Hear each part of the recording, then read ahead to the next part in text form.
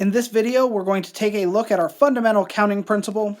And so let's just jump right into that. Suppose a task consists of k separate parts, right? We can think about k different decisions that are being made, where the number of ways to complete the ith part is n sub I. Then the total number of ways to complete the task is, so that for the first part, we have n1 ways. We multiply that by the number of ways to make the second decision times the number of ways to make the third decision. And we just continue that on all the way up through the number of ways to complete that kth task. That's our fundamental counting principle. And so we can see this come into play with some of the problems that we considered in our last section, in section 10.1. Right? So here again, we have this group of students: Ross, Phoebe, Rachel, Joey, Monica, Chandler. And in this group of 6 students, we want to determine the number of ways to form the following groups. So we want a president and treasurer if they are not the same sex. And so we're just choosing two persons, a president. So how many choices do we have for the president?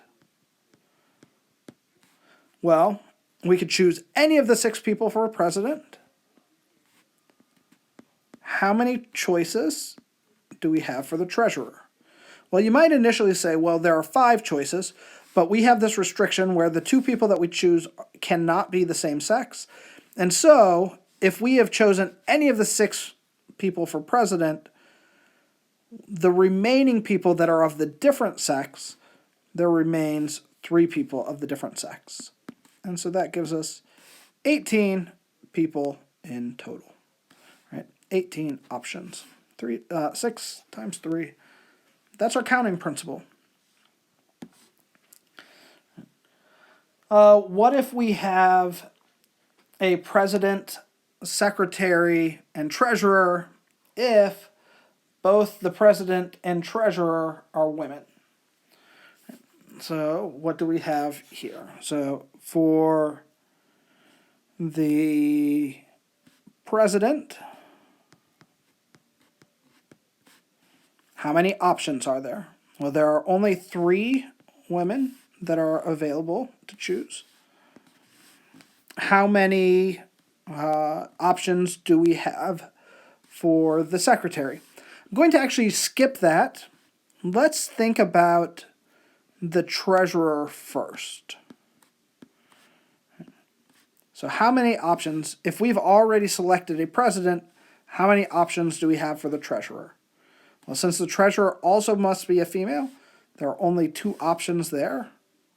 And then for the secretary, that secretary position has no restriction on it, other than it can't be our president, it can't be our treasurer, and so there are 4 people that remain. So we have 3 times 2 times 4. That multiplies together to give us 24 different ways we could make these choices. Now, I did something here that was a little bit tricky maybe. I decided to look at treasurer first. Why did I do that? Well, if we tried to go through and say the president, we had 3 options. For the secretary, how many options would we have had? Well, you would say, well, it could be any of the 5 remaining people. And then when you start to choose how many options you have for the treasurer, that number of options would depend on which persons you chose for this second group. Right? So did you choose a male or a female? And we don't know. And so it's actually easier for us to say, let's not go that route. Let's identify the president and treasurer first, and then identify the secretary option. What if we are looking at a committee of 2 people? So if we're looking at a committee of 2 people, how many ways do we have to choose the first one? Well, there's 6 ways to choose the first. How many ways do we have to choose the second? Well, there are 5 other people. However, it's a committee, so the order in which we choose those 2 people doesn't matter. And so we've double counted some things, and so we need to divide that by 2. So 6 times 5 over 2. And we get 15 ways to choose a committee of 2 from these 6 persons. All right, that is our fundamental counting principle, and we will use that in lots of different settings. Yeah, we will talk to you later. We'll see you in the next video.